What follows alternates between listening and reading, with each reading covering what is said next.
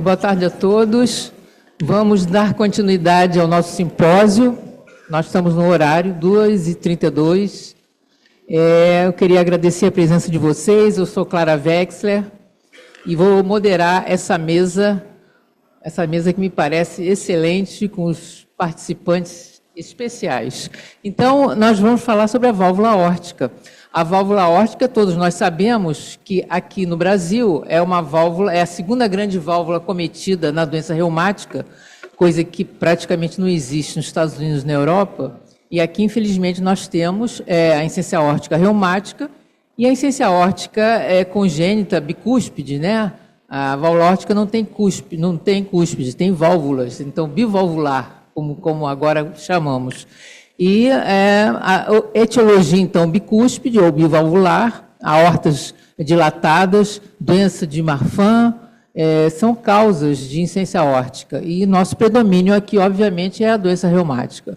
Para tanto, eu vou ter aqui ilustres amigos, Dr. Carlos Eduardo Dantas, cirurgião do INC, Dr. Alex Félix, chefe da ecocardiografia do INC, Dr. César Medeiros, chefe da hemodinâmica do INC, e Dr. Rodrigo Segalotti, coordenador da divisão de cirurgia do Instituto Nacional de Cardiologia, INC. Nós vamos iniciar, a palestra consta os palestrantes têm 12 minutos para falar, não é isso? Para a gente poder, então, conversar depois, no final, sobre esse assunto que é extremamente importante e atual, já que a válvula aórtica agora se tornou o must do serviço de hemodinâmica e da cirurgia cardíaca. Então, eu queria chamar o Dr. Carlos Eduardo Dantas, já agradecendo a sua presença. Fique à vontade.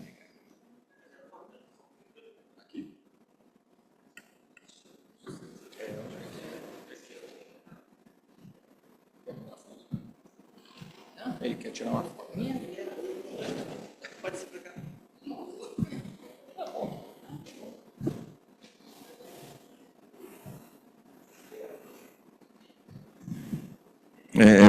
Obrigado, doutora Clara.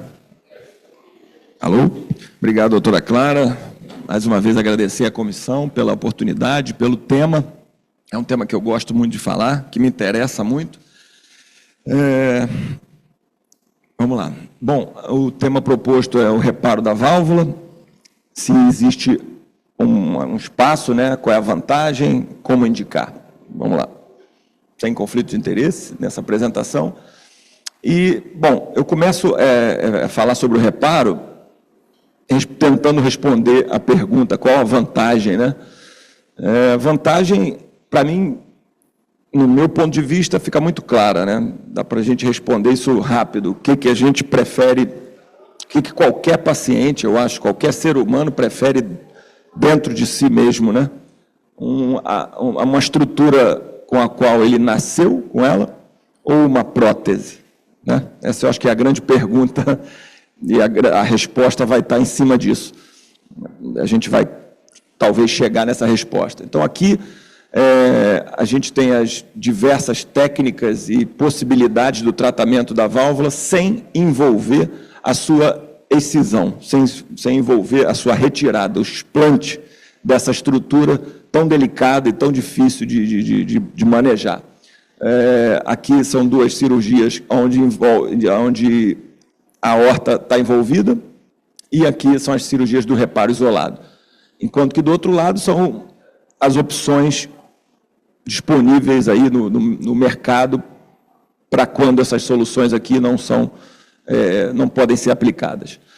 Bom, antes de falar sobre técnica e uma coisa mais específica da cirurgia, eu gosto sempre de mostrar os estudos sobre o desempenho dessas soluções com a troca, né, dessas soluções que envolvem a troca, a retirada da válvula.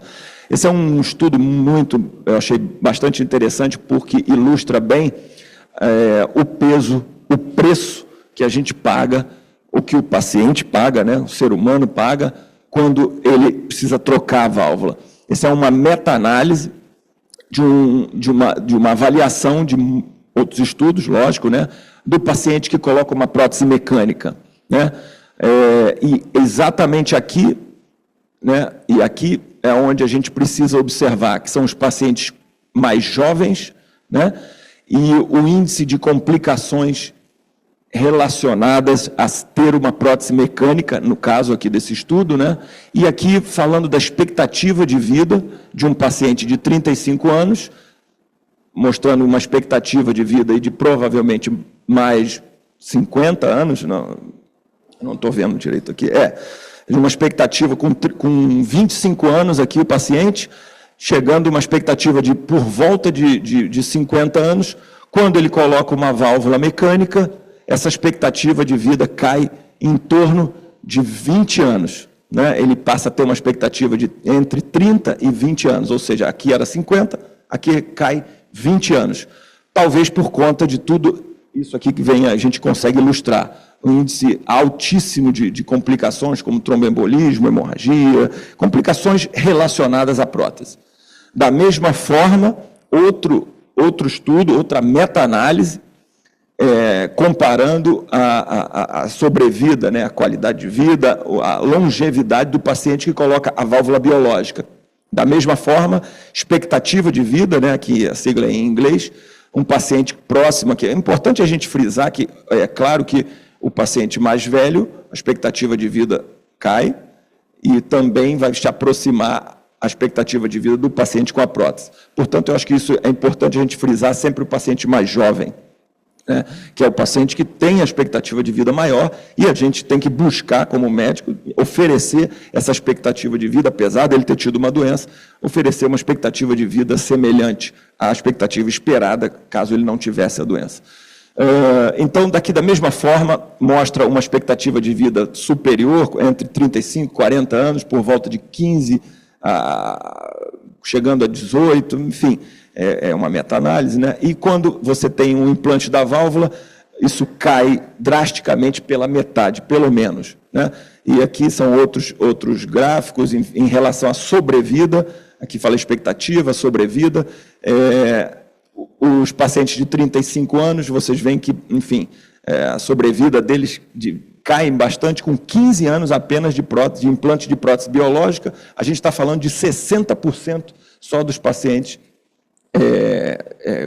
que apresentam essa sobrevida após o implante da válvula biológica, ou seja, 40% dos pacientes vão ter problemas, e nesse caso aqui vão estar vivos, né? Então, isso é uma coisa importante.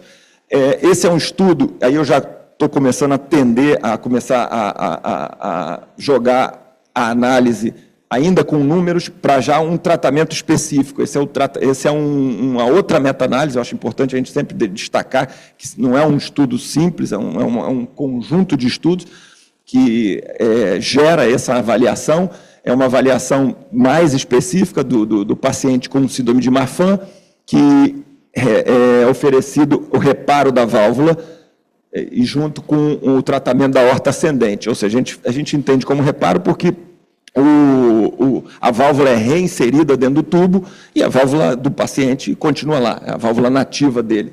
E você vê que a mortalidade, eventos tromboembólicos, isso em comparação com a famosa cirurgia de Bentall, né, Bentall e de Bono, onde a gente troca a válvula e a aorta ascendente. No caso da cirurgia de David, a gente troca a aorta ascendente, mas não a válvula.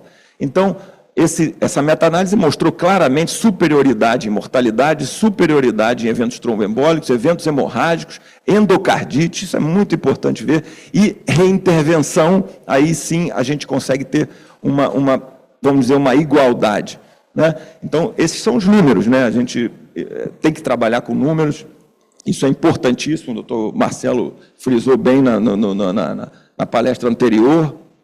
A gente não adianta só prestar esse atendimento e sem testar ele, observar o que aconteceu, qual foi o impacto desse tratamento. Quando se fala sobre a válvula órtica, a plastia, o reparo da válvula órtica isolada, os números são menores, já são diferentes dos que eu acabei de mostrar no slide anterior. A superioridade fica na mortalidade hospitalar, mortalidade em 1 ano fica parecido e o índice de reoperação ainda está tendendo para um pior resultado com reparo. Por quê?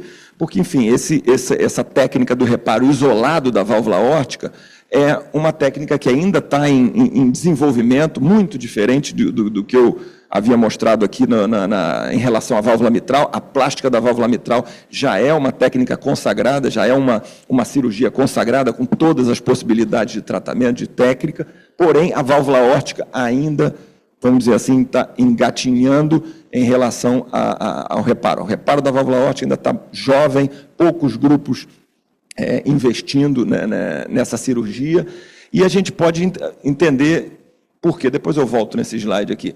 Porque o mecanismo da válvula aórtica, o mecanismo de insuficiência, de disfunção da válvula aórtica é bem diferente da válvula mitral, né?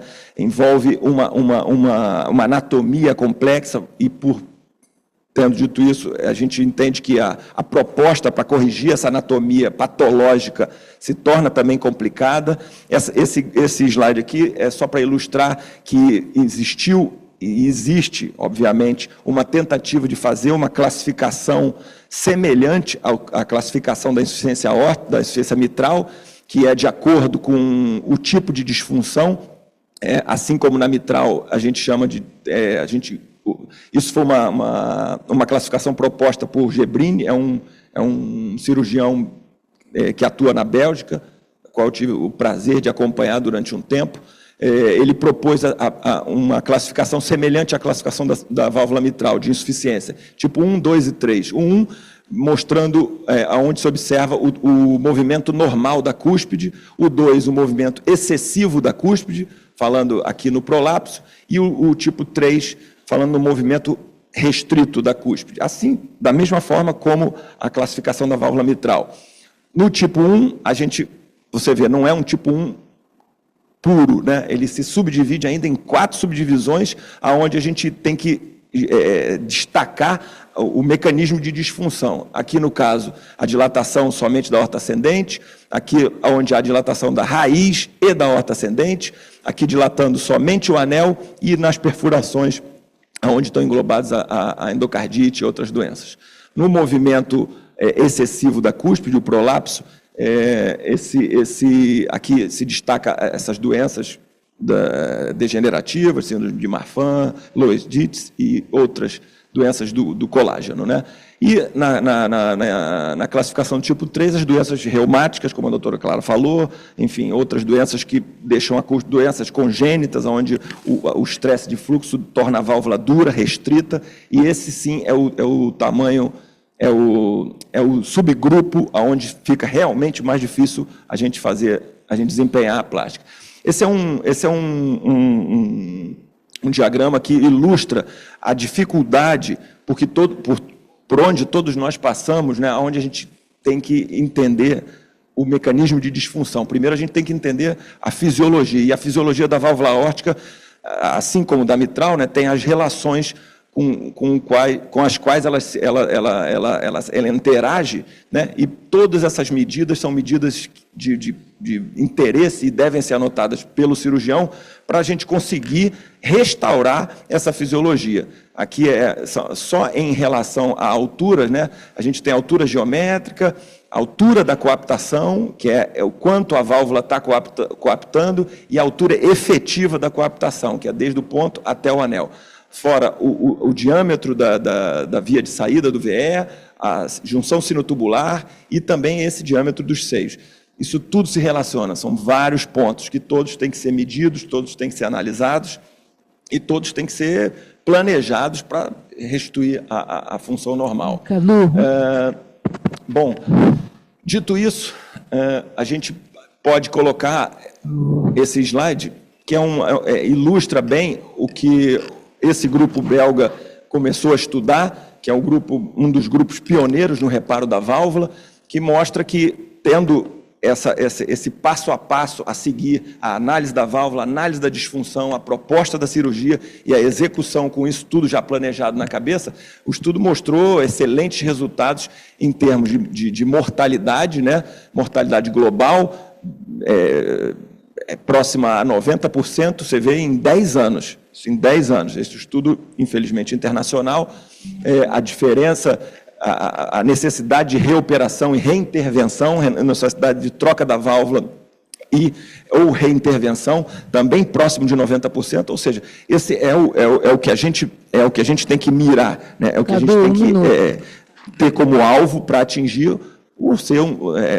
resultados possíveis e, eu diria, até certo ponto, reprodutíveis, porque é um grupo que está dedicado a isso. Então, tá bom. Então, eu vou... Bom, tendo dito isso também tudo, eu vou tentar colocar 2 casos aí para discussão, que são casos interessantes do nosso instituto, operados lá no hospital. Eu vou colocar só... Infelizmente, eu só tenho ecocardiograma, não tenho mais nenhuma outra... Eu não consegui reunir outros estudos, até mesmo para ficar bem resumido. Eu coloquei só o eco. Esse é o eco de pré-operatório, um doente com uma insuficiência da válvula, uma válvula não tão móvel, mas completamente insuficiente. Esse é um tipo, como a gente já viu, se a gente começa a fazer o raciocínio desde o pré-operatório, é um tipo clássico 2, né, movimento excessivo da válvula, a cúspide sobe para dentro da válvula e abaixa do anel. Esse é o eco pré-operatório, né, onde mostra o grau de insuficiência. E, após a cirurgia, a gente obtendo aí, graças a Deus, né, um sucesso, reparando a válvula, trazendo a válvula para o anel, a coaptação no nível do anel e sem nenhuma regurgitação. Aí pode existir a dúvida, e deve existir a dúvida, sobre o resultado em relação ao longo prazo, se a válvula não fica insuficiente, mas fica estenótica, e aí a gente consegue mostrar que realmente existe um gradiente não muito confortável, pelo menos para mim, mas o gradiente aceitável, né, pós-operatório, com um resultado final, esteticamente, me parece não tão bonito, mas funcional. Isso é o que importa. A válvula desempenha a sua função, abrindo e fechando como deve ser. Um segundo caso, rapidamente, só para deixar claro, esse paciente anterior foi um paciente de plástica isolada da válvula. Não houve intervenção na aorta. Esse não. Esse é um paciente com insuficiência da válvula. Desculpe. Eu queria rodar o primeiro. Bom, esse é um paciente... Eu queria rodar esse aqui. Tá, rodou. É um paciente que também... uma insuficiência aórtica grave, com tipo 2, importante classificar sempre, com um movimento excessivo da cúspide, prolapsando para a via de saída. Ali mostra no Doppler o grau de regurgitação. Esse também, um corte diferente. Isso depois da cirurgia, que consistiu na troca da aorta ascendente junto com a válvula aórtica, sendo reimplantada a válvula aórtica, né, e reimplantar também os ossos coronarianos. Um resultado, eu acho que bem interessante, né? E o paciente continua com a válvula dele. Eu acho que aquele ali não passou. Bom, dá para... agora sim. E aí eu acho que isso ficou bem claro. Tá bem, eu acho que essa é a notícia. Muito obrigado, Cadu.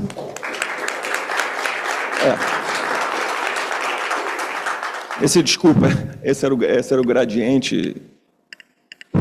Tudo bem, obrigado, gente. Obrigado. Se a gente conseguir manter o horário, a gente vai poder discutir no final, né? Então, 12 minutos, não são 20. Alex, por favor. Alex é o chefe da ecocardiografia do INC. Bom, boa tarde. Acho que aqui não está funcionando. Alô? Agora sim. Bom, boa tarde a todos. Em primeiro lugar, agradecer o convite à comissão organizadora, um tema de grande interesse para nós da ecocardiografia. Não sei se pode começar a projetar. Ficou um pouco mais fácil, doutor Carlos Eduardo. Difícil a marca do doutor Cadu, né, para a gente, né, mostrou bastante importante os conceitos e não só os detalhes técnicos, mas também as vantagens para esses pacientes a longo prazo, em termos de reoperação e mortalidade. Consegue projetar? Não, está tudo bem, só preciso da aula. Qualquer coisa eu tenho no computador, mas... Alex Félix, meu nome. Sim, ok. Vou falar um pouco sobre o papel do eco na avaliação da elegibilidade para o reparo valvar aórtico. Em primeiro lugar, demonstrando em relação à regurgitação aórtica. Né? A gente pensa que é uma lesão crônica, insidiosa, então os pacientes têm um bom prognóstico. Né? Mas a gente vê nessa série de pacientes, 246 pacientes com IAO maior ou igual a moderada, com follow-up de 10 anos, em tratamento conservador, e a gente vê que esses pacientes têm um percentual de mortalidade de 34, mais ou menos 5%, ciência cardíaca num alto nível, 47, mais ou menos 6%, e precisam de intervenção, 62, mais ou menos 4%, e a mortalidade ou cirurgia também num grau bastante importante. Então, esses pacientes não têm uma doença benigna e quanto mais precocemente a gente intervir, melhor. Só que o precocemente entra naquela questão, quanto mais precoce, mais cirurgias, mais próteses, e aí o reparo valvar tem o seu papel. Demonstrando o papel do eco desde o diagnóstico, a quantificação da lesão regurgitante, até o planejamento terapêutico, definir junto do heart team a melhor intervenção e a monitorização, isso aí é único do eco, a gente poder estar dentro de sala avaliando de forma dinâmica todos esses processos e ajudando a guiar o reparo. De certa forma, o que é de peculiar em relação à válvula aórtica é que não é apenas uma válvula, tem um complexo e a unidade funcional entre a válvula aórtica e a raiz é muito importante para esse funcionamento e a gente avalia sempre as cúspides, o anel, a junção sinotubular, ou seja, a aorta ascendente tem um papel fundamental e o eco 3D ajuda bastante nessa avaliação, avaliar essa integração funcional e estrutural dos componentes do complexo valvar aórtico de uma forma dinâmica. Aqui um exemplo, a gente entender esse complexo, um paciente aqui, um apical, 3 câmaras, a gente vê uma regurgitação grave, um derrame pericárdico, a gente vê aqui no eixo curto paraesternal uma regurgitação ao longo de toda a linha de coaptação, mas será que é apenas a válvula aórtica nesse caso? E a gente vê subindo o transdutor que esse paciente tem uma dissecção tipo A, e aqui tem a ruptura da íntima, e o paciente realmente tem fluxo na falsa luz e uma dilatação importante da aorta ascendente, que é o mecanismo funcional que determina a disfunção nesse paciente. Aqui no eco 3D, a gente vê o fluxo entrando na falsa luz, uma visão de cima, vendo a não coaptação dos folhetos e uma regurgitação grave ao eco 3D color.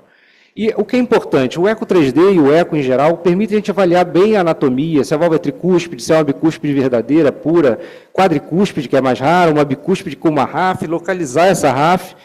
E casos raros, se a válvula é unicúspide, a gente erra muito no pré-operatório e a gente consegue com o eco 3D ver muito bem que muitas das bicúspides, na verdade, são unicúspides, e o eco 3D permite essa visualização com um grau de detalhe muito próximo a uma peça anatômica.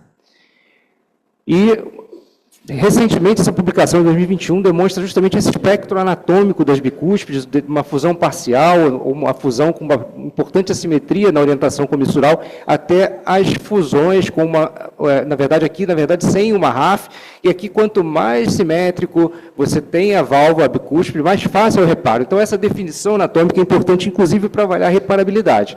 E esse trabalho de 2019, do Kirchhoff e colaboradores, demonstra justamente isso. O tipo A, quando o grau é quase, é um ângulo aberto de 160 a 180, deixa eu voltar, desculpa, sendo aqui o tipo B, quando é mais assimétrica nessa orientação comissural, e quando ela é mais aguda, você tem um reparo cada vez mais difícil. Então, determinar isso no pré-operatório pode ser importante para a gente selecionar os melhores pacientes. Aqui, como o Cadu falou, ficou mais fácil de eu apresentar, o tipo 1, 2 ou 3, com uma adaptação de Carpentier, sendo o tipo 1, mobilidade normal, que pode ser dilatação funcional ou perfuração de cúspide, tipo 2, o prolapso ou fleio dos folhetos, tipo 3, aí sim, um paciente com uma válvula mais doente, retração, calcificação, então um paciente que tem um resultado pior com a plastia ou reparo.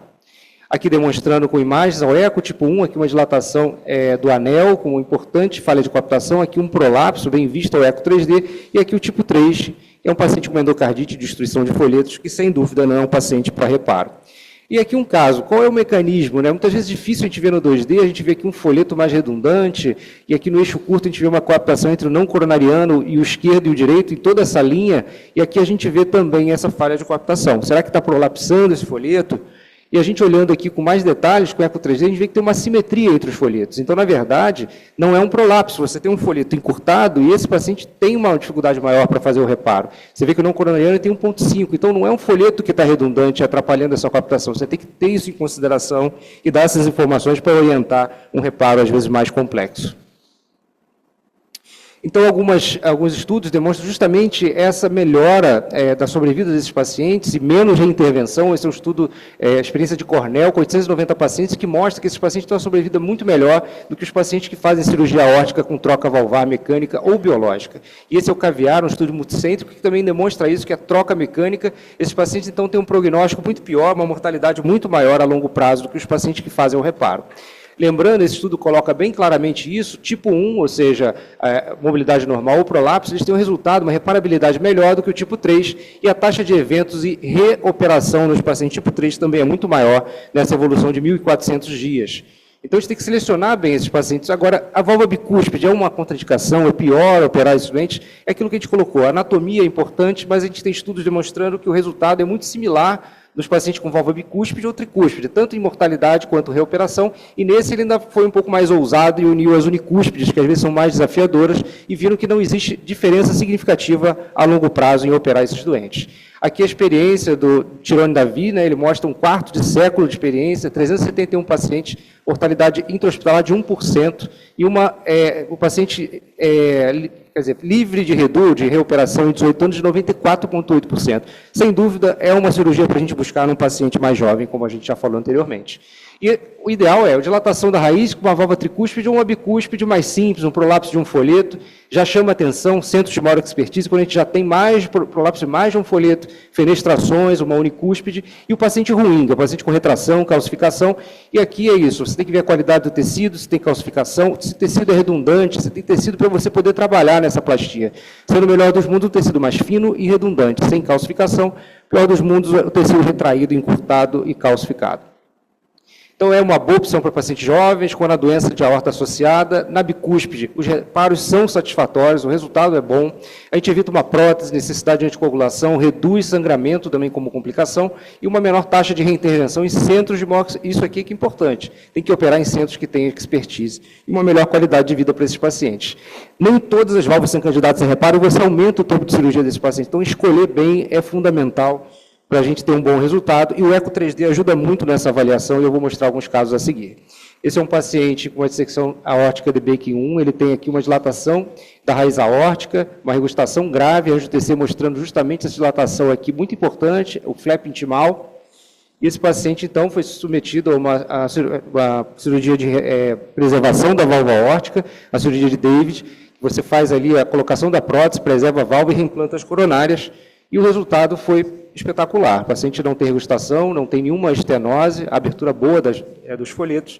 Então, é isso que a gente busca para os pacientes. Aqui, um paciente com prolapso nítido da coronária direita, tá? A gente vê uma regustação grave, esse é um mecanismo tipo 2 de Carpentier, aqui a regustação grave no Eco 3D reconstruído, e a gente vê aqui, visto do ventrículo, como se fosse uma tenda. Existe realmente uma projeção desse folheto para dentro da via de saída do VE, e várias técnicas possíveis, desde as mais simples, com picatura de borda, até as reconstruções, como misturoplastia, e essas demandam realmente uma maior expertise e têm resultados menos favoráveis. Aqui uma válvula unicúspide, né? A gente vê bem aqui na ponta do folheto, a gente vê que a regustação é grave, é uma dupla lesão. Esse é o Blood Speckle Image, mostrando justamente os vetores do fluxo, que é bastante assimétrico, por isso esses pacientes têm dilatação de aorta a longo prazo. E nesse paciente foi realizada uma bicuspidização, essa aqui é a saída de SEC, a abertura boa da válvula, e essa realmente fica uma regustação apenas trivial, um pouco de gradiente aqui, mas realmente um resultado muito melhor para um paciente que tinha uma estenose grave. E outras técnicas, pacientes com outros mecanismos de regustação, se é um paciente com CIV, o efeito Venturi a longo prazo, lesão da válvula, regustação grave, e a gente vê aqui no Eco 3D, essa grande linha de não coaptação, aqui a gente vê um buraco, né, porque existe esse efeito Venturi, o folheto já é espessado, regustação grave na reconstrução, e aqui no Eco transesofágico, numa posição mais profunda, e foi realizado fechamento do CIV, alargamento do folheto coronariano direito com pericárdio autólogo e alinhamento de bordos, o resultado também é excelente. Mas tem casos em que não é possível. Aqui a gente tem uma válvula reumática, fusão de comissuras, folheto espessado, tem uma dupla lesão aqui no Eco 3D com iluminação Flex Light, e a gente vê que esse doente não tem tecido para a gente fazer nenhum tipo de abordagem de reparo. Aqui uma outra visão sagital, aqui o Collor mostrando essa dupla lesão importante, e aqui um paciente com endocardite, com destruição quase completa, múltiplas vegetações, a gente vê uma regustação grave aguda, né? Então a gente tem pouco tempo de Collor, e é uma válvula bicúspide que teve uma endocardite em cima, né? E a gente vê aqui na via de saída, pedaços de folheto prolapsando livremente para a via de saída, então o paciente quer troca valvar, antibiótico e muita torcida para que o dente vá bem é o que a gente precisa. Então, só para lembrar, a gente consegue ver isso tudo no eco, a gente tem que ter, para um bom resultado do reparo, um ponto de coaptação acima do anel aórtico, sem um prolapso residual. Aqui, as medidas que o Cadu falou, a extensão de coaptação dos folhetos maior que 4, altura efetiva de cuspe maior do que 9, altura geométrica maior que 17, mas números são para a gente adaptar na nossa rotina, mas são números que servem para guiar. E aí, o residual menor ou igual a leve é o ideal, e sem restrição significativa de abertura, com gradient médio de 10 a 15. Tá?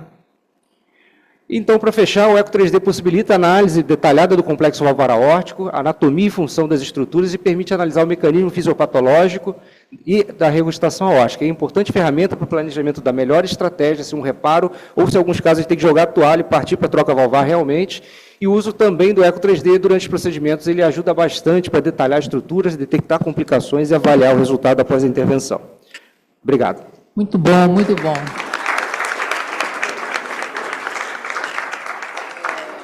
Eu queria chamar agora o doutor Guerreiro, substituindo aqui o doutor César Medeiros. 12 minutos. Sim, senhora. Tomo bronca da Clara desde 2001, né, que eu fiz residência lá, então estou bem acostumado. O que eu falo está falado. Boa tarde a todos aí, obrigado pelo convite. Como é que passa aqui? Bom, vou falar um pouco sobre novas técnicas e dispositivos relacionados à TAV, né, que é a válvula percutânea aórtica. A gente está vendo aí um aumento exponencial, e está acontecendo cada vez mais, da TAV no mundo, né? Vai haver também uma aceleração de inovações em relação à TAV e a dispositivos acessórios também, balões, proteção cerebral, dispositivos de fechamento vascular, percutâneo, cada vez mais desenvolvidos, tecnologias para remodelamento valvar aórtico, como litotripsia, score de cálcio, estão sendo avaliados também. Está havendo uma redefinição do estágio da doença valvar e seus trigger points timing para o tratamento da doença, e uma reavaliação de novas indicações clínicas que acho que vão ser estendidas. A gente tem visto aí nos últimos anos, né, desde o primeiro estudo, que foi o Partner 1, que tratava doentes com estenose aórtica grave, muito sintomáticos, inoperáveis, com risco cirúrgico elevadíssimo.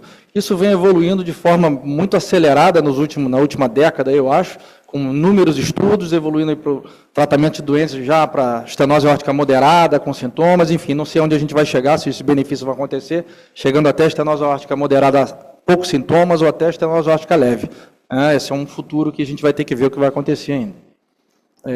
Hoje é muito bem definido, o Heart Team tem que definir o que vai ser feito nesse doente, intervencionistas, cirurgiões cardíacos, o cardiologista clínico e o ecocardiografista, são os que definem efetivamente o destino do paciente, né? E a gente tem muito pensando no manejo da vida do paciente, né? O que vai acontecer daqui para frente, uma vez que ele vai ter que sofrer uma intervenção na válvula aórtica. Então, a gente vai cada vez mexer com pacientes de baixo risco, válvulas aórticas bicúspides, regurgitação aórtica, válvulas com ânulo pequeno, já tem saído os estudos mostrando benefícios, válvula em válvula, doentes submetidos à cirurgia prévia, e doentes com estenose aórtica moderada, com poucos sintomas. Esse gráfico mostra o que aconteceu de 2015 a 2021, né? É um gráfico americano, mas mostrando que pacientes abaixo de 65 anos, a TAV saiu de uma incidência de 17% para 48% de casos, né? De pacientes de 65 a 80 anos, que são o modelo de doente que a gente mais tem aqui, né, até pela própria ANS só autorizar nos casos de medicina privada acima de 75 anos, passou para 87%. E os doentes mais velhos, que são efetivamente o primeiro modelo de doente que foi submetido à TAV, chegando a 99% nos Estados Unidos nos últimos 10 anos, basicamente. Tá? Um outro passo da TAV que está sendo desenvolvido é o tratamento da insuficiência aórtica, a regurgitação aórtica, né? Já existe o guideline da troca valvar na insuficiência aórtica, ele está praticamente inalterado há décadas, até por uma falta de tratamento mais efetivo, exceto na cirurgia, né? Então, a gente espera por sintomas, espera por uma disfunção do ventrículo esquerdo, uma fração de ejeção cair abaixo de 50, ou um remodelamento do VE grave para ir intervir nesse doente, né? Hoje a gente já tem uma válvula sendo desenvolvida com aprovação no FDA, que é a válvula Trilogy, tem outras também sendo desenvolvidas, mas essa é uma válvula supranular, tá? Com um pericárdio porcino, e ela, botei um gráficozinho, já é uma propaganda deles, no Brasil a gente ainda não tem, tá? Mas já é uma válvula percutânea e um resultado final lá que parece bem satisfatório, ela é exclusivamente feita para insuficiência aórtica. Aqueles bracinhos, os 3 bracinhos de cima, eles agarram nas cúspides da válvula aórtica e permitem um resultado bem interessante, né? Então, esse estudo da Trilogy mostrou aí uma performance valvar hemodinâmica bem boa, uma regurgitação paravalvar pequena, né, doente mantendo aí classe funcional 1 e 2 por praticamente 1 ano, uma taxa de 90%, e um remodelamento do ventrículo esquerdo, com cavidade diminuindo de volume ao longo desse ano também. Tá? Um outro cenário que hoje é bem utilizado e que acho que cada vez mais vai ser utilizado é o válvula em válvula. Tanto numa válvula cirúrgica previamente colocada, né? Essa é a definição do válvula em válvula. Esse doente tem que ser avaliado para alguns cenários. Qual é o tamanho da válvula que vai ser colocada, né? Como é a anatomia nativa dessa válvula, né? Qual é o tipo e a posição que a gente vai botar, anular, supraanular, qual é a válvula que vai ser colocada. Existe uma situação que é o PPM, que é o mismatch de paciente e prótese, né? Qual é o lumen verdadeiro da válvula aórtica, que muitas vezes a gente colocando uma segunda válvula, a gente diminui esse lumen, né? Então tem que ser avaliado se vai haver a indicação de fazer um cracking da válvula, ou seja, a gente quebra realmente a válvula inicialmente colocada com balão, né? E um outro ponto que é importantíssimo é a obstrução coronária, né? Como é a altura das coronárias e o risco de você ter uma obstrução coronária colocando uma TAV em cima de uma válvula cirúrgica. Esse é um forecast, né, uma previsão até 2035, como é que eles veem nos Estados Unidos o que o mercado vai se comportar. Ou seja, a valve em valve, que hoje significa em torno de 1%, vai aumentar em quase 6 vezes. O azul é uma TAV em TAV, já é a TAV colocada em cima de uma primeira TAV. As TAVs vão ficar disfuncionantes nos próximos 10 anos, que já estão sendo colocados. 10, 15 anos, eu acho que a durabilidade a gente vai ter que ver como é que vai acontecer, mas você vê que é um gráficozinho azul com crescimento exponencial aí de uma segunda TAV colocada dentro de uma primeira. E o gráfico em verde mostra também um crescimento grande de uma TAV colocada numa válvula cirúrgica previamente implantada. Né? Então, esse modelo de doente, do valve em valve, a gente tem que ter muito cuidado em relação a essa seleção, né? O tipo de falha que está sendo causado na válvula, é porcina, ela é bovina, ela tem stent, não tem stent, qual é o mecanismo de falha da válvula, se é trombose, se é uma endocardite, né? Em relação ao pré-procedimento, a gente tem hoje alguns aplicativos que ajudam muito a ver esse tamanho da válvula, né? Medidas com angiotomografia são fundamentais, né?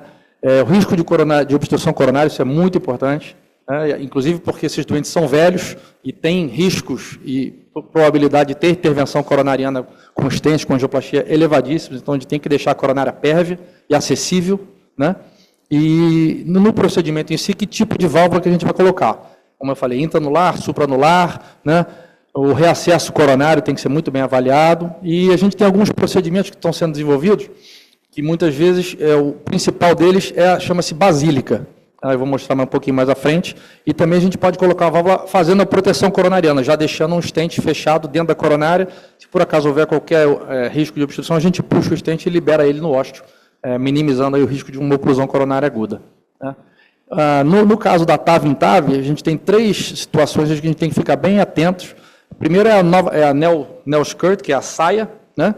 Que é essa altura aqui, na qual a parte mais distal da válvula tem uma saiazinha, que ela impede o refluxo. Então, você vai ter uma saia dentro de uma saia, isso tem que ser bem avaliado, onde é que isso vai ser posicionado. O leaflet overhang, que na verdade é uma sobreposição dos folhetos, você tem folheto dentro de folheto, numa segunda TAV, isso também tem que ser avaliado, qual é a quantidade de material que vai ficar aqui, né? E também a expansão da válvula, como eu falei, qual é o grau de expansão da segunda válvula dentro da primeira válvula e qual é o lumen que vai permitir essa aorta se manter posteriormente. Aqui a basílica, como eu falei, hoje é uma das técnicas mais utilizadas, apesar de ser uma técnica pouco feita no Brasil ainda, mas nada mais é do que uma laceração do folheto por catéter, tá? Rasga-se o folheto previamente implantado na válvula cirúrgica para aí se implantar a segunda válvula. Né? Já tem alguns materiais e catéteres sendo desenvolvidos, como esse catéter shortcut aqui, que ele faz exatamente esse mecanismo. Você rasga o folheto, expondo uma área, especialmente nas áreas das duas coronárias, especialmente à esquerda, e aí você consegue implantar a TAV e deixar esse orifício, vamos dizer assim, mais aberto para o implante da TAV em cima da válvula cirúrgica. Então, acho que o valve em valve e a modificação dos folhetos cada vez vai aumentar mais, né?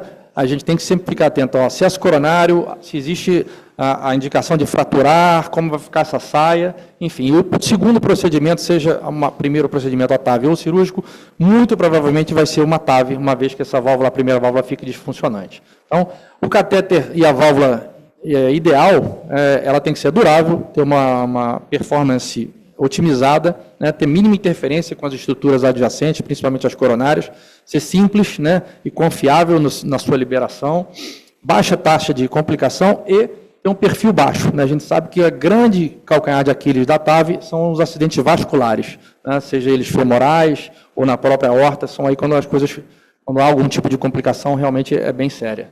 Né? Então, as prioridades para o futuro são exatamente baseadas em cima disso, otimizar o procedimento índice, avaliar a longevidade da válvula, manter o acesso coronariano e se planejar uma TAV em TAV, nesse tipo de manejo da vida toda do paciente. Isso hoje tem que ser considerado quando você pensar no primeiro procedimento índice, né? Então, materiais alternativos têm sido desenvolvidos aí pela indústria, novas próteses de materiais biodegradáveis, regenerativos, feitos por engenharia genética, né? Tem sido, sim, bem... engenharia valvar, desculpa, genética não. Enfim, tem sido um investimento bem grande da indústria nesse sentido. Tá? Então, uma coisa interessante que as últimas válvulas percutâneas permitem é você reposicionar o sistema. A gente libera a válvula, o eco vê se ficou legal, tem vazamento, tem leak, não tem, você pode fechar a válvula completamente, se quiser até tirar ela da válvula aórtica e refazer ela completamente novamente. Isso dá uma qualidade, né, no resultado final muito interessante. Essa só é possível ser feito nas válvulas autoexpansíveis, as balão expansíveis não. Tá? Então, tem umas novas válvulas sendo desenvolvidas, peguei 2 nomes aqui, só para ter uma ideia, tem uma que a Anteris ela é feita já com uma impressão 3D, é uma válvula biomimética, e a Foldex é uma válvula feita por robótica, com os folhetos feitos de polímero, ou seja, a tecnologia realmente vai vir para modificar bastante a TAV. Tá? E essa válvula Chemed é uma válvula bem interessante também, que vai estar vindo, só para ilustrar um pouco isso, é uma válvula modular, ela é montada, tem o módulo e depois tem a válvula, que são, né, colocados juntamente na hora da inserção, e o que é interessante dela, para mostrar a evolução, é que é uma válvula que já está vindo 12 frente. A maioria das válvulas hoje, dependendo do tamanho, giram entre 18 frente e 16 frente. Passar para uma 12 frente não existe ainda no mercado hoje. Mas à medida que a gente venha para um 12 frente, um 9 frente, isso vai virar praticamente o tamanho de uma angioplastia mais robusta. Então, as femorais, os acessos vão ficar muito permissivos, a gente vai conseguir ter resultados bem interessantes com menor índice de acidentes vasculares. Tá? Essa válvula já foi feita, o primeiro estudo em humanos, em Israel, e parece com resultados bem legais. Enfim, então o foco nessa próxima década da TAV, a gente vai ter que procurar uma otimização, né, dos procedimentos agudos, uma durabilidade de longo termo e o manejo para a vida toda dos pacientes. Obviamente, também novos agentes terapêuticos e novas modalidades de paciente. Tá? Aqui, só para ilustrar, o que é a saia, essa partezinha branca aqui que eu falei, que inibe o refluxo da válvula, tá? E os grandes desafios vão continuar muito parecidos, né? São distúrbios de condução, né, necessidade de marca-passo, né, a gente tem que tentar aí objetivar um implante alto e um índice de marca-passo abaixo de 10% e minimizar o surgimento de novos bloqueios de ramo esquerdo, né? O controle dessa profundidade do implante da válvula também tem sido melhorado muito com as novas próteses, tá? Elas são mais responsivas à nossa mão, se a gente empurra, puxa, ela fica no lugar, tá? Isso tem sido muito interessante no resultado final, o alinhamento comissural, que é para evitar o posicionamento dos postes nas coronárias, né? E os desenhos, especialmente associados com complicações vasculares, que visam aí menores tamanhos, né? 12 frente, como eu falei, possivelmente uma 9 frente, essa nova tecnologia visando até um 8 frente. 8 frente é praticamente um cateter de angioplastia que a gente usa hoje em dia, né? Então, esse é um desejo aí que a gente está vendo a indústria investindo muito também, tá? E o outro cenário é o uso concomitante da abordagem coronária, né? É uma possibilidade de angioplastia pós-TAV, tendo visto que são doentes idosos, né? Então, assegurar um acesso coronário para possíveis angioplastias, ou então uma TAV em TAV também, né? Dependendo da sobrevida desses doentes, é fundamental. Então, concluindo, a próxima década vai focar exatamente na otimização dos resultados agudos, no manejo para a vida toda do paciente e em novos alvos terapêuticos. Resultados agudos, a gente vai diminuir o tamanho das bainhas, ter um melhor controle do delivery system, diminuir o uso de marca-passo definitivo e a incidência de leak paravalvar. O manejo da vida toda, a gente vai objetivar resultados hemodinâmicos cada vez melhores, incidência de HALT cada vez menor também, que é uma trombose subclínica dos folhetos, visar uma maior durabilidade das válvulas, permitindo acesso coronariano sempre, né? Esses doentes têm uma incidência de doença coronária mais elevada, e possibilitar uma TAV em TAV também como segunda válvula. E novos alvos vão ser estenose aórtica moderada, válvulas bicúspides ou insuficiência aórtica em válvulas nativas. Obrigado. Excelente. Agora eu queria chamar o Dr. Rodrigo Segalotti para finalizar as palestras e a gente poder conversar um pouquinho. Nós teremos pelo menos 5 minutos de conversa que a gente pode ter com a plateia. Bom dia a todos. Agora a minha missão ficou bem mais difícil, depois dessa palestra do Guerreiro, tentar defender a troca valvar convencional. Quem vai querer abrir o peito para trocar a válvula aórtica depois de essa maravilha, que é a TAV? Então, eu faço também. Deixa eu aprender a defender o meu peixe aqui primeiro. Então, esses são meus conflitos de interesse. Esse slide, acho que vocês já viram milhares de vezes, em toda a apresentação de troca de válvula aórtica e de TAV. Tem isso aqui, o início, como foi, primeiramente a TAV nos pacientes inoperáveis. Isso foi se expandindo, que já nem diria que é o amanhã, mas em muitos lugares já é o hoje, você fazer a troca, a prótese percutânea em pacientes de baixo risco, de moderado para baixo risco. Existem cenários onde a cirurgia ela tem um melhor desempenho do que o tratamento percutâneo, talvez em pacientes mais jovens, em riscos cirúrgicos mais baixos, menos frágeis, e o contrário para a cirurgia percutânea. Então, como a gente vai falar aqui sobre a válvula aórtica convencional e o espaço que tem sobrado para ela serem os pacientes de baixo risco, saiu, difícil não falar sobre o Notion Trial, que já trouxe resultados em pacientes de baixo risco, onde são pacientes idosos, e como vocês podem ver aqui, com tanto o Euroscore quanto o STS Score bem baixos. Aqui um dado interessante desse estudo, mostrando que a primeira crítica que a gente pode fazer ao Notion seria que as próteses cirúrgicas foram a maior parte delas, você pode ver aqui que mais da metade delas foram de próteses pequenas, que sabidamente tem um perfil hemodinâmico pior. Com relação, diferentemente da TAV, que foram a maior parte delas de próteses maiores. Os resultados, obviamente, mostraram-se melhores para a TAV em termos de perfil hemodinâmico, e assim como, aqui no resultado em 6 anos, a questão da durabilidade e da degeneração valvar melhoras para a TAV. Então, vocês podem ver que isso me pareceu um pouco surpreendente, porque a gente espera que, como a TAV ela é crimpada, ou seja, ela foi esmagada dentro do catéter para poder entrar na pessoa, e a prótese cirúrgica ela vem bonitinha lá, para poder ser colocada. Como é que isso aconteceu?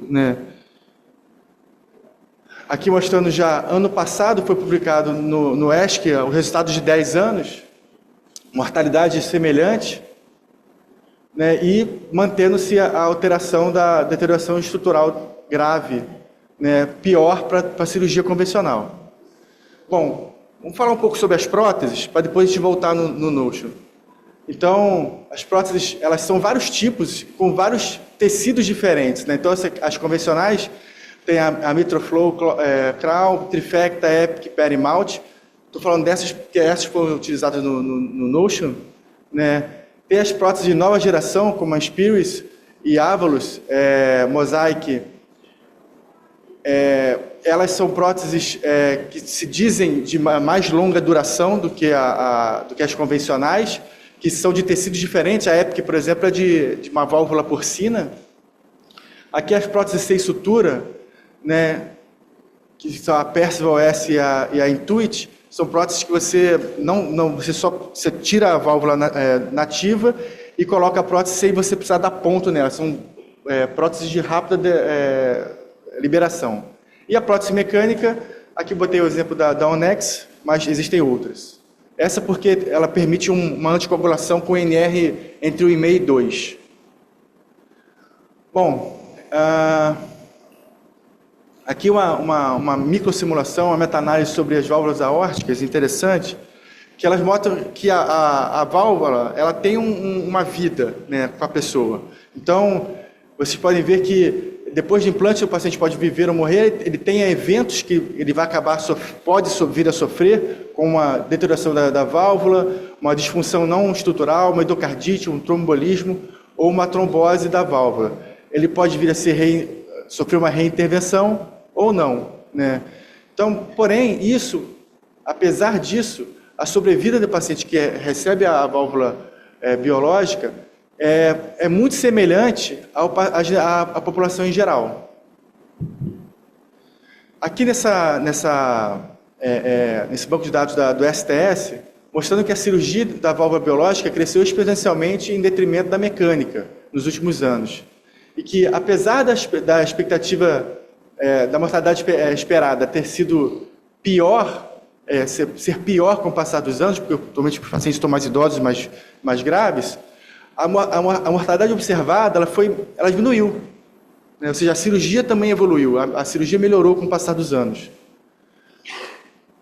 Temos que entender a durabilidade das próteses, né, e que elas são diferentes entre os diferentes modelos. Então, aqui é um estudo mostrando as diferentes marcas e tipos de próteses, mostrando que uma mesma prótese pode ter um desempenho pior ou na média, e existem próteses, né, como a Perimalt, que tem um resultado acima da média. Então, se você pode também comparar, aqui no caso, a Carpentier Magna, a Perimalt, que seria o nosso padrão ouro hoje, em termos de... Ela tem uma taxa livre de deterioração da válvula de mais de 90% em 12 anos. Então, como é que pode o Notion ter tido, em 10 anos, uma taxa tão ruim de deterioração, né? Comparando agora uma prótese porcina com bovina, as bovinas possuem um desempenho muito melhor, tá? Vocês podem ver aqui, tanto hemodinâmico quanto em termos de mismatch. Hoje esse conceito do mismatch é muito importante, tanto pensando na questão do mismatch quanto na questão numa válvula futura, você não é mais admitível você colocar uma prótese pequena no paciente. Tá? Então, essa história de que vou botar a prótese que couber, está errado. Entre as próteses biológicas de pericárdio bovino, existe diferença também, né? Então, aqui a Trifecta com a Perimalt, a diferença clara, né, de reintervenção a favor da Perimalt.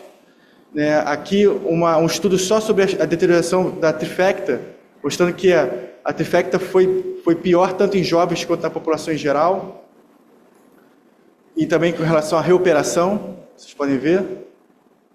E ela foi retirada do mercado ano passado, a Trifecta, né, por conta disso.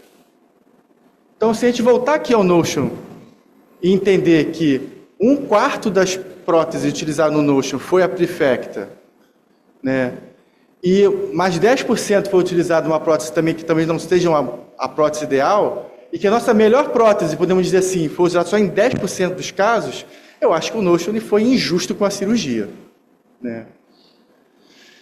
Existem próteses mais modernas que você evita o uso de pontos, que você acelera a cirurgia, né? Então, aqui a prótese sem sutura, mostrando que o tempo de sec, né, o tempo de clamp é claramente melhor com a válvula sem sutura. E se você eu sei que eu chego na UTI para levar um doente, a primeira coisa que o clínico pergunta é: quanto tempo foi de sec? Quanto tempo foi de clamp? Né? É a primeira coisa que eu não estou nem mais preocupado com isso, mas o pessoal da UTI fica estressada com isso, né? Então, aqui a prova de sem sutura, ela claramente é melhor nesse sentido. Aqui no questão a SEC, aqui nessa meta-análise, podemos ver isso. porém ela é pior em termos de implante de marcapasso, que ela é muito semelhante a uma TAV, né? Então, ela tem mais implante de marcapasso do que a prótese convencional. A mortalidade precoce ela tende a ser um pouco melhor para a válvula sem sutura. Bom, a cirurgia vem evoluindo e, consequentemente, a cirurgia, como o Dr. Milton falou agora há pouco, a minimamente invasiva também vem evoluindo, né? Então, aqui, podemos mostrar que a cirurgia da válvula aórtica ela pode ser feita com uma esternotomia parcial, tá? Ou com uma toracotomia anterolateral direita, onde, nesses casos, a canulação é feita de forma periférica e você faz a cirurgia sem precisar fazer a esternotomia. Aqui uma comparação, uma revisão sistemática entre a cirurgia convencional e minimamente invasiva, né, mostrando que, em termos de mortalidade, stroke, né, AVC e insuficiência renal, é muito semelhante, ou seja, a cirurgia ela é segura, com um tempo de SEC maior para a cirurgia minimamente invasiva, porque a cirurgia é tecnicamente mais difícil, assim como o tempo de clamp. E a perda sanguínea é melhor para a cirurgia minimamente invasiva. Se você não faz a esternotomia, que é a principal fonte de sangramento, você tem menos sangramento. Assim como o tempo tempo de internação é melhor para a cirurgia minimamente invasiva. Aqui uma comparação interessante entre a cirurgia, a válvula sem sutura com a válvula convencional e a válvula transcatéter. Mostrando que, comparando a válvula sem sutura com a TAV, os resultados parecem ser melhores em estudos observacionais para a válvula sem sutura do que para a TAV. Assim como, como eu falei, a mortalidade em 30 dias. Tá? Aqui é uma publicação também interessante de uma meta-análise comparando a cirurgia minimamente invasiva com a transcatéter.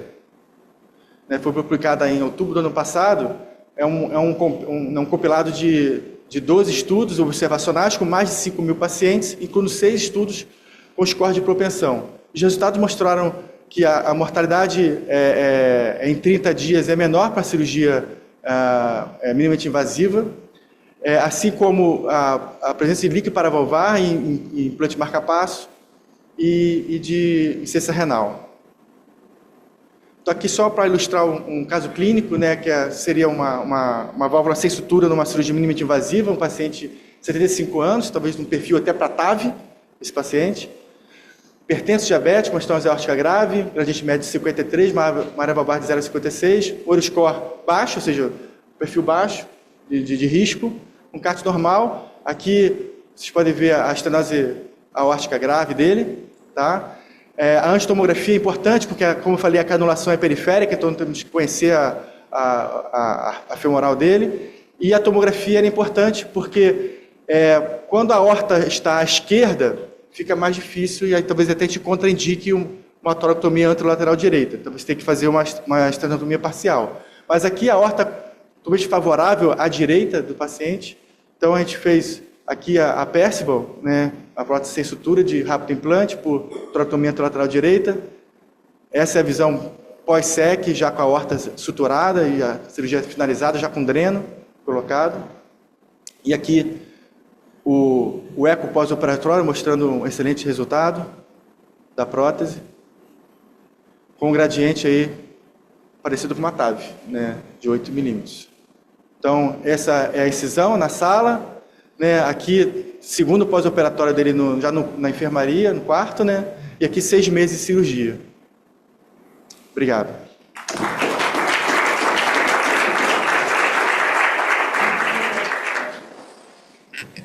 Excelente, palestras excelentes.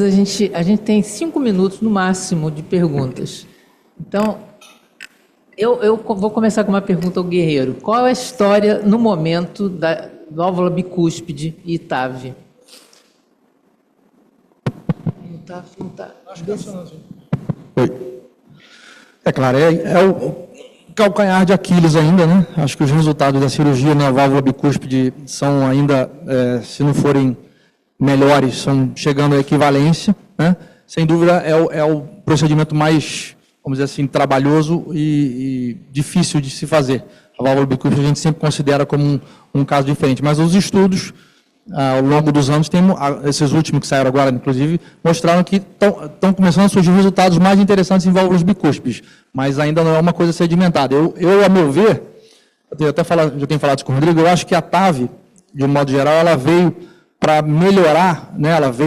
Houve esse boom de TAV, né? Que hoje vira, né? Ninguém quer mais abrir o peito, como o Rodrigo falou, e o que eu vejo hoje, a gente tem muito contato, né, com o Segalotti, é uma melhora muito grande nas técnicas de cirurgia cardíaca. Eu acho que isso, para válvulas bicúspides ou para cenários mais desafiadores de válvulas pequenas ou doentes muito mais graves, são muito interessantes, que eles estão começando a fazer mini-toracotomia, né? Eu acho que está havendo uma melhora muito, muito grande nas técnicas cirúrgicas, e eu acho que isso é mercado, né? É a competição, né, que está havendo aí de um modo geral, mas a bicúspide a gente faz, mas ainda não é o melhor cenário para a válvula aórtica. Vocês de rotina não encaminham para cirurgia válvula bicúspide?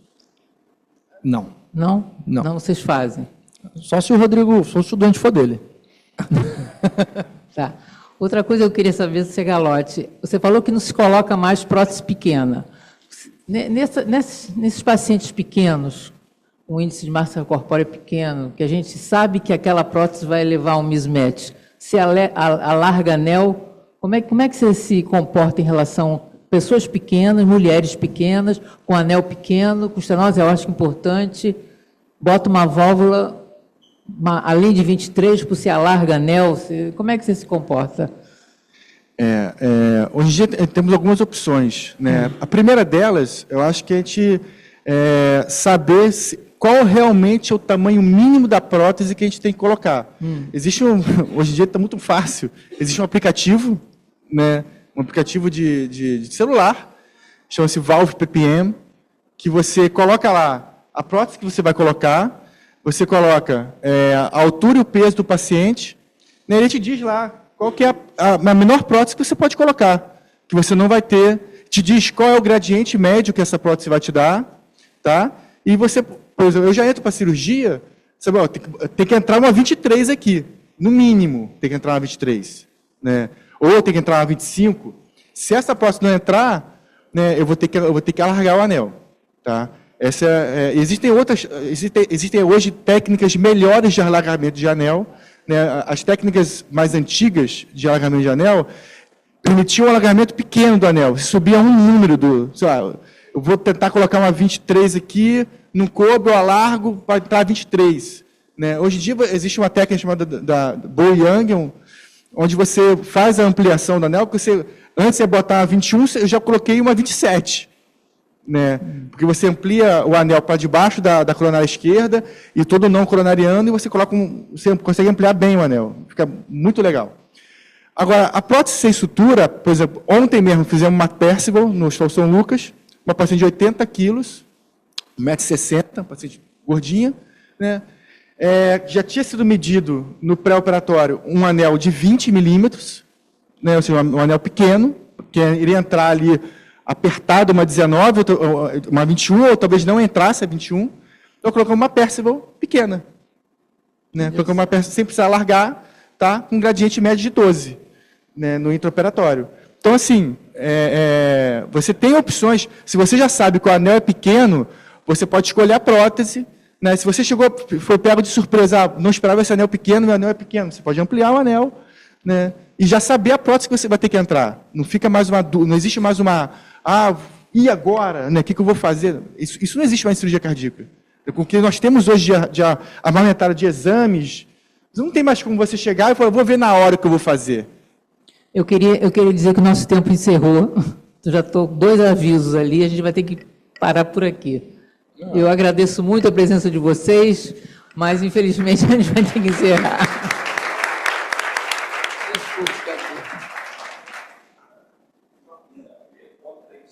Pois é, eu sei. Eu sei.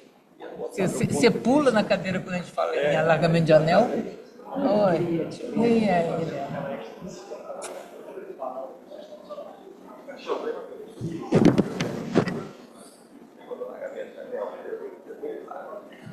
Olá.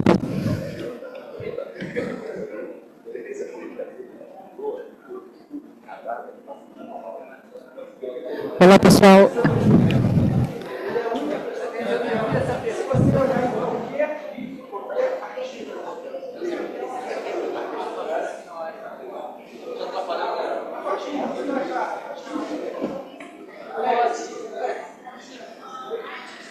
Olá.